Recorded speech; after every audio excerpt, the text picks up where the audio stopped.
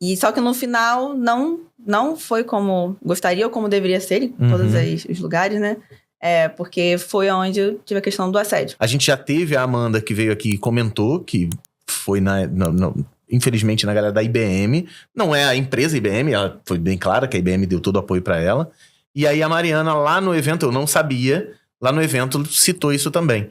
Porque, deixa eu só fazer um parênteses básico aqui, toda vez que isso aparece, esse assunto aparece dentro dos podcasts, sempre tem uma galera falando assim, mas não, o tratamento é diferente, não é assim que funciona, deveria, é tudo igual, é a mesma coisa, mulher e homem, não sei o que. Cara, seria muito bom se o seu desejo, se a sua mente retratasse a realidade, mas infelizmente não é. Então, assim, a gente já teve já tive inúmeros casos de meninas, mulheres que vieram, ex-alunas minhas, a comentar. E, no meu trabalho, eu sofri assédio, saí. Algumas nem conseguem sair, falam, não consegui porque eu precisava do dinheiro, precisava do emprego e tudo mais. E a Amanda contou que saiu e a Mariana também aconteceu a mesma coisa, né? Só que foi diferente do da Amanda porque eu não consegui. Assim, eu tentei fazer as queixas, as reclamações, mas não consegui. Não foi ouvida. Foi diferente do que... Desse processo. E deixando sempre claro, não é uma questão da organização em si. Né? Sempre são com pessoas específicas dentro da gestão. Exatamente. Da gestão. Chegou um ponto que eu assinei a minha demissão. Abri mão de todos os meus direitos. Você não foi nada apoiada pelo... Não, porque o objetivo, assim, uma das questões do assédio e tudo mais é que como se tornou um ciclo tão vicioso e pesado, né? Eu comecei a não aguentar ir trabalhar. Claro. Eu comecei a me culpar todas essas questões que a gente tem dentro do dia a dia, né? Tentei mudar de supervisão, tentei mudar de horário, toda vez que mudava, era puxada de volta. Mudava e era puxada de volta. E na época eu tava passando...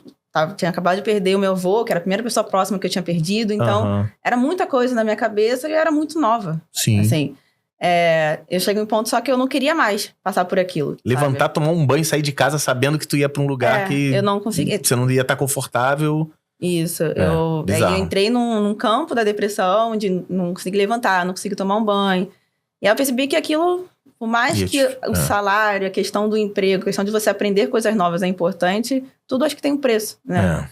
E eu lembro que até falei no Igor, o Igor virou meu amigo depois que eu saí da Roxinete, durante a Roxinete. Mas tinha o Eli também, tinha o João, e aí falaram que eu podia voltar pra Roxinete se eu quisesse. Eu fiquei vendo o que eu queria fazer da minha vida, mas eu tava muito... Aquilo ali parecia que me definiu por um tempo, né?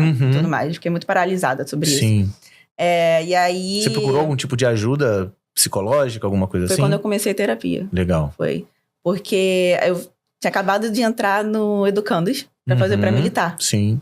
Que aí você voltou a ser minha aluna. Eu fui aluna do Guanabara, assim, gostei tanto que do Guanabara e do Alfredo eu fui aluna 2 vezes. É verdade. No mesmo ciclo, né, assim, né? Um ano depois eu voltei a ser aluna. E aí... Eu fui num horário que não era dessa supervisão, porque essa supervisão ela sempre falou, né? Essa pessoa sempre falou que o objetivo ou era eu ceder, ou ver eu chorando, indo embora. Assim, Deus, abrindo mão de tudo. Você ficou quanto tempo nessa empresa? Eu fiquei também 2 anos. 2 anos. 2 anos. E esse tipo de comportamento começou a aparecer com quanto tempo? Tipo assim, de uma coisa que, isso aqui...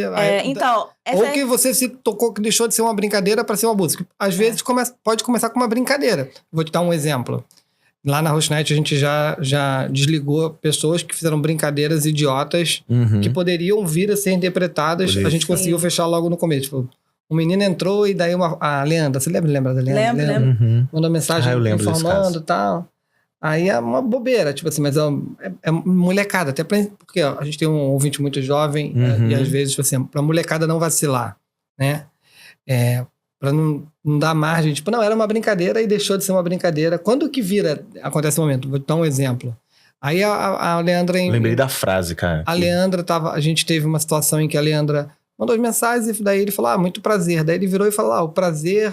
é todo meu, e falou uma gracinha nesse e tal. Daí a Leandra veio, cara, olha só isso aqui e tal. Eu falei, não, tá começando, já começa assim, desliga, entendeu? Tipo, desliga agora, entendeu? Não tem uma postura profissional também, né? Você tá na tua empresa, cara.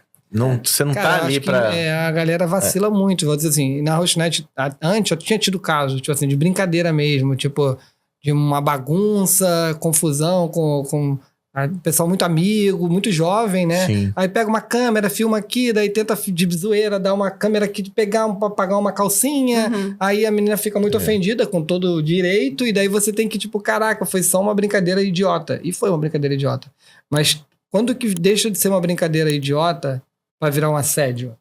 Quando gera um desconforto na outra pessoa. Quando gera um desconforto na outra pessoa. Quando você se sente que foi violentado, desrespeitado, quando gerou desconforto em você. Se a pessoa... Não precisa nem falar. Se você sentiu que a pessoa tá desconfortável, parou ali. Ali é o teu limite. Teu limite chegou ali, não avança porque é complicado, né? O limite moral, assim. Então, a gente não pode deixar... A gente não pode definir pela pessoa. Medir com a sua régua é muito complicado.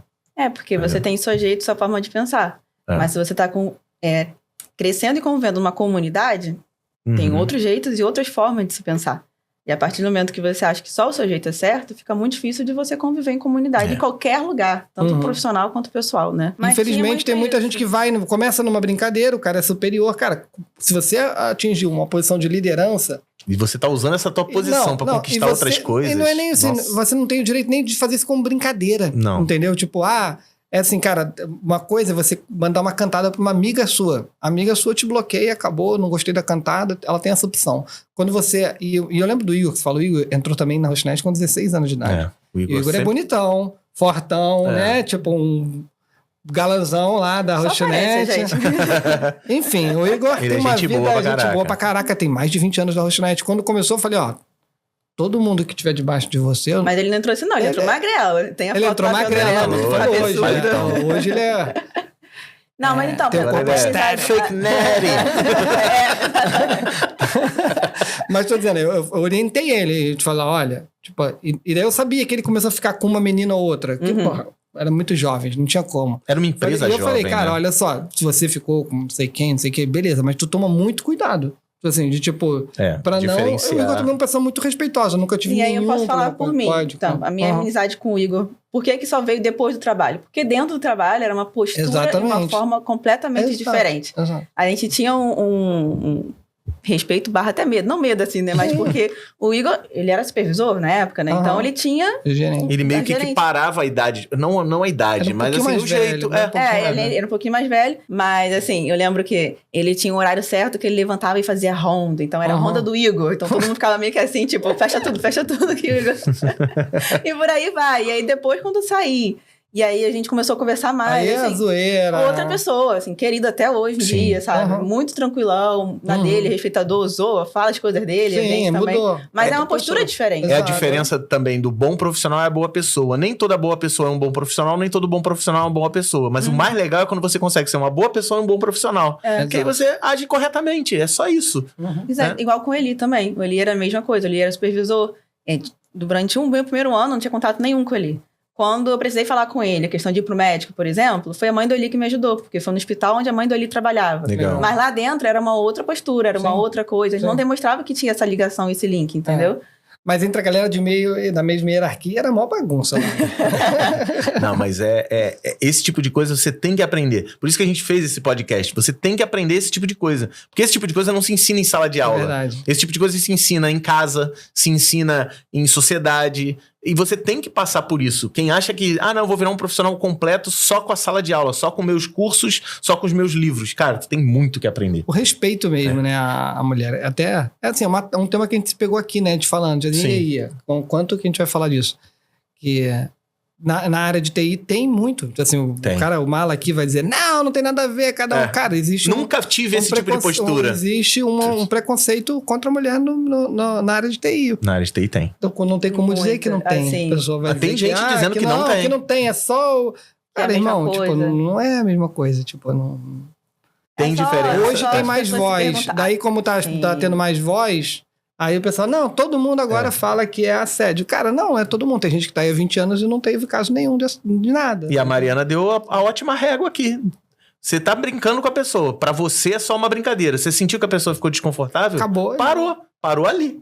Ali é teu limite. Quer ser uma pessoa melhor ainda? Conversa sobre isso com a pessoa. Sim. Pô, eu vi que você tava desconfortável. Desculpa, pra mim era só uma brincadeira. Te abalou de alguma maneira? Pô, sim. Beleza, conversa sobre isso e defina o limite. Ali é o limite. É a melhor coisa.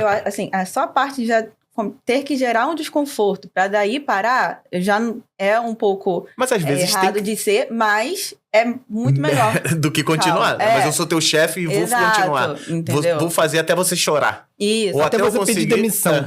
Isso foi uma fala numa operação de 200 pessoas. Todo mundo olhando e vendo, entendeu? Bizarro. Então, a partir dessa fala, eu vi que ali não era meu local de pertencimento. Porque, assim, eu sabia do meu valor, apesar de estar bem abalado, mas eu sabia que eu era dedicada. Então, eu não me importaria se eu tivesse começado do zero. Tem uma questão do orgulho, confesso que tem a questão do orgulho, porque você fica, pô, eu vim até aqui, tô galgando, tô indo. Na Rochinet eu deixei ótima impressão, tanto que eu falo com as pessoas até hoje, eu saí bem de lá, sabe, com as portas abertas. Eu vou sair mal daqui, porque a gente se sente culpada, né? Eu fico naquela de... Muito jovem, né? Qual a impressão que eu vou deixar? Porque eu sempre ouvi isso, você tem que passar, e onde você passa, você tem que deixar um legado. Sim. Não só profissional, mas pessoal também, né? Então, assim, fiquei naquela dúvida moral gigantesca, até que teve um dia que eu fui lá, fiz a carta assinando, eu, Mariana, peço meu desligamento, e aí, 2 anos de trabalho, eu saí sem nada. Zerada. Isso, porque é como se eu tivesse ido para outro Deu a vitória pro cara. Exatamente. Ele ganhou nessa. Ele ganhou. Nessa. Agora eu tô melhor que ele, mas ele ganhou nessa. Graças a Deus. Cusão. E aí? Você gostou desse corte? É só um pedacinho da conversa, mas ele faz parte de um podcast muito grande, que é o Experience Podcast. Então, se você quiser assistir o episódio em questão, onde foi dita essa frase, tá aqui aparecendo do lado, mas também tá aparecendo a playlist completa. Vai lá, que tem muita experiência pra você.